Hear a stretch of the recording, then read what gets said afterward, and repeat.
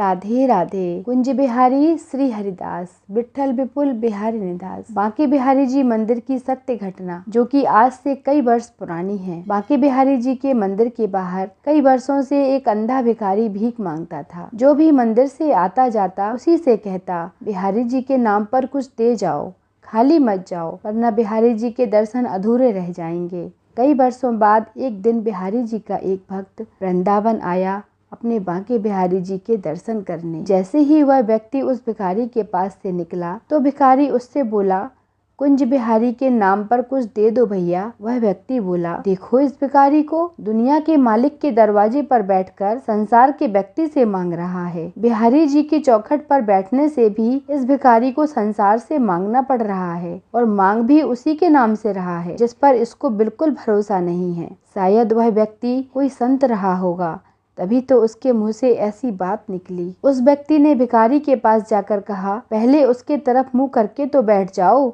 जिसके नाम पर मांग रहे हो।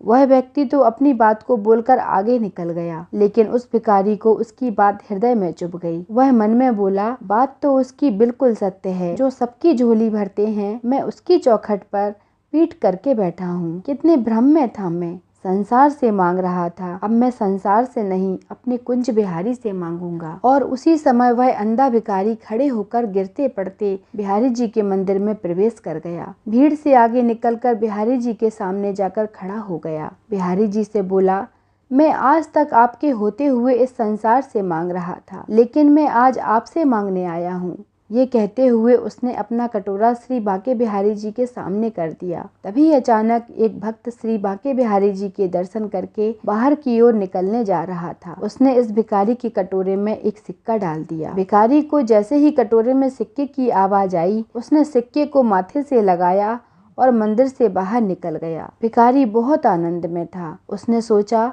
आज बिहारी जी ने पहली बार मुझे कुछ दिया है, मैं अपने घर जाकर इसको दे देता हूँ। बिहारी जी के मंदिर में ये घटना होते हुए एक भक्त देख रहा था। उसने सोचा, इसने जैसे ही मांगा इसे तुरंत एक व्यक्ति ने सिक्का दे दिया। उसे बड़ी ही उत्सुकता हुई जानने की आखिर अब ये इस सिक्के का क्या करेगा। वो व्यक्ति उस भिखारी के पीछे पीछे चलकर काली दह यमुना जी के किनारे पहुंच गया। यमुना जी के किनारे उस भिखारी की झोपड़ी थी। झोपड़ी के अंदर जाकर एक दरी बिछाकर वह बैठ जाता है। उस भिखारी ने अपने घर के सदस्य को जब वह सिक्का दिखाया तो वह दंग रह गया, क्योंकि वह सिक्का नहीं सोने की मुहर थी जिसमें एक तरफ बिहारी जी का चित्र बना हुआ था। जैसे ही उस भिखारी को ये बात पता चली, वह आनंद से भरा हुआ यमुना जी की तरफ दौड़ जाता है। उसे बिल्कुल भी होश नहीं था, बस रोता हुआ यमुना जी के उस पार ऐसे गया जैसे यमुना पर चलकर जा रहा हो। उसके बाद उस भिखारी को किसी ने नहीं देखा। जो व्यक्ति ये सब कुछ देख रहा था